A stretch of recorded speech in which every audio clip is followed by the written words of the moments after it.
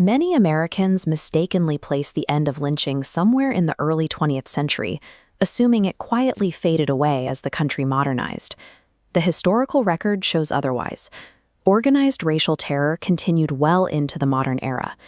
In 1946, the United States had just emerged from World War II. Under President Harry Truman, America claimed a global moral victory over fascism overseas.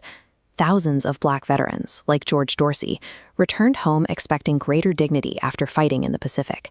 Instead, they arrived in a segregated South, still rigidly governed by Jim Crow laws and racial intimidation.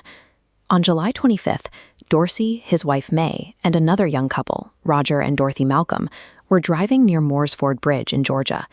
A mob of 15 to 20 armed white men blocked the roadway, dragged all four from the vehicle, and shot them dozens of times. These public executions were designed to enforce white supremacy through terror. The true power of that terror relied on absolute, systemic impunity for the killers. Following international outrage, the FBI launched an extensive investigation, conducting more than 2,000 interviews. Yet the final number of indictments was 0. Despite overwhelming evidence of who participated in the ambush, an all-white grand jury refused to charge a single person. The killers walked completely free. The murders at Moores Ford Bridge stand out as the last widely recognized mass lynching in the United States, and the case remains officially unsolved today.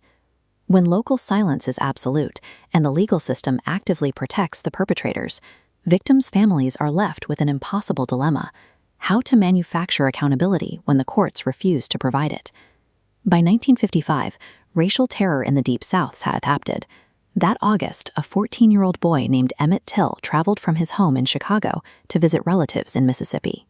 Following an interaction at Bryant's grocery, where Emmett was accused of violating the rigid, racist social customs of the South, 2 white men, Roy Bryant and J.W. Milam, arrived at his great-uncle's home in the middle of the night. They kidnapped the teenager at gunpoint. The men severely beat and tortured him, eventually shooting him in the head. They tied a heavy cotton gin fan around his neck with barbed wire and dumped his body into the Tallahatchie River to conceal the evidence. The violence had shifted. Rather than staging massive public spectacles, perpetrators increasingly relied on targeted, secretive killings in the dark to enforce segregation through isolated fear. Recognizing that the Mississippi courts would offer no justice, Emmett's mother, Mamie Till Mobley, made a tactical decision. She demanded her son's body be returned to Chicago for an open casket funeral. She intended to use her personal grief as a lens, forcing the entire country to look directly at the physical reality of American racism.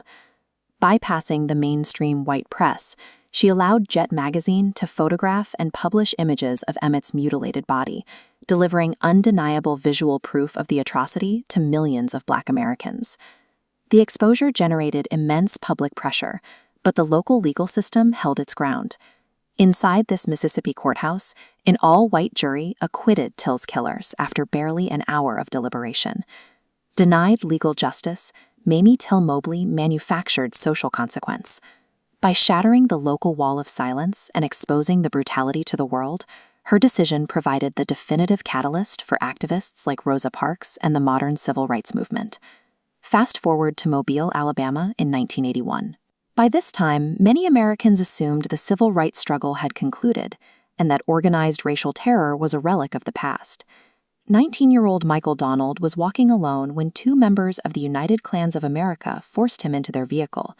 They beat and murdered him, hanging his body from a tree on a city street to deliberately mirror the lynchings of Jim Crow era. But the institutional protection that shielded mobs in 1946 and night riders in 1955 had begun to fracture. Investigators broke the case. One perpetrator confessed, and the other, Henry Hayes, was convicted of capital murder and sentenced to death. This marked a rare instance in American history where a white man was executed for killing a Black victim in a racially motivated crime. The legal system could no longer reliably guarantee safe harbor for white supremacist violence. Michael Donald's mother, Beulah May Donald, recognized an opportunity to push accountability beyond the criminal court. Aided by the Southern Poverty Law Center, Beulah May Donald filed a civil lawsuit, arguing that the United Klans of America organization shared direct legal and financial responsibility for her son's lynching. a jury awarded a massive judgment against the Klan, bankrupting the United Klans of America. This legal victory dismantled the organized infrastructure of white supremacist terror groups, turning their violence into an organizational death sentence. America's final lynchings did not passively fade away with the passage of time. The systems that protected the killers had to be forcefully and systematically dismantled by families who refused to stay silent, making the ongoing war for justice a hard-won legacy of active resistance.